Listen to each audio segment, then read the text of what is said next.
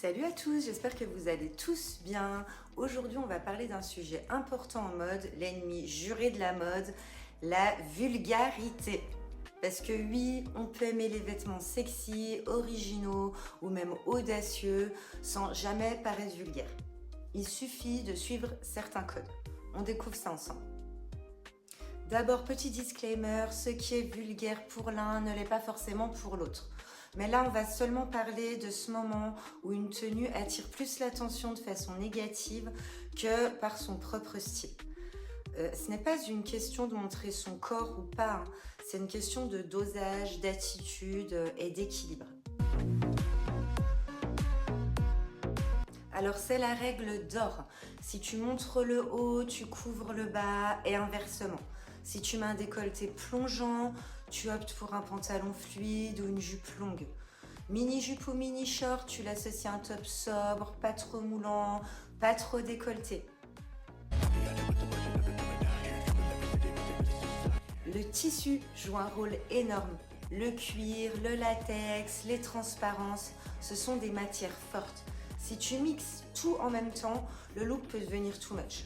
Donc si tu choisis une matière sexy, associe-la plutôt avec des matières basiques comme le coton, le dénim ou de la laine par exemple.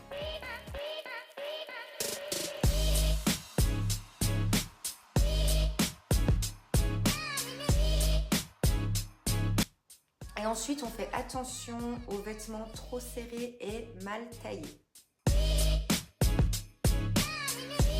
Le maquillage peut vite rendre une tenue vulgaire s'il est trop accentué avec une tenue provocante. Par exemple, un maquillage forcé, une robe moulante et courte, plus des talons hauts égale effet cliché. Tenue forte ou make-up fort, mais rarement les deux. Et parfois, ce n'est pas la tenue, c'est l'attitude qui rend vulgaire. Une fille peut porter une robe sexy et paraître élégante parce qu'elle dégage de la confiance, du respect de soi, alors qu'une autre personne avec le même look, un look similaire, peut avoir l'air vulgaire à cause de son attitude.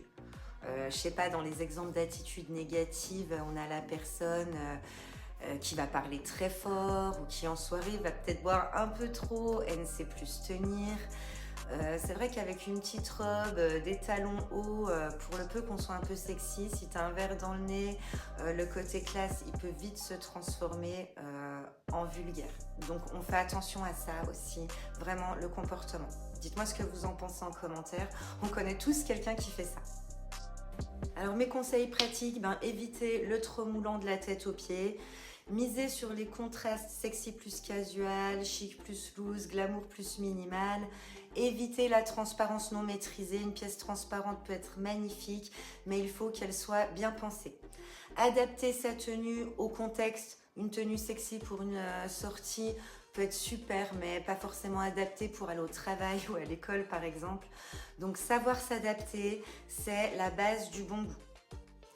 Attention au choix des chaussures aussi pour ne pas rentrer dans le too much, encore une fois.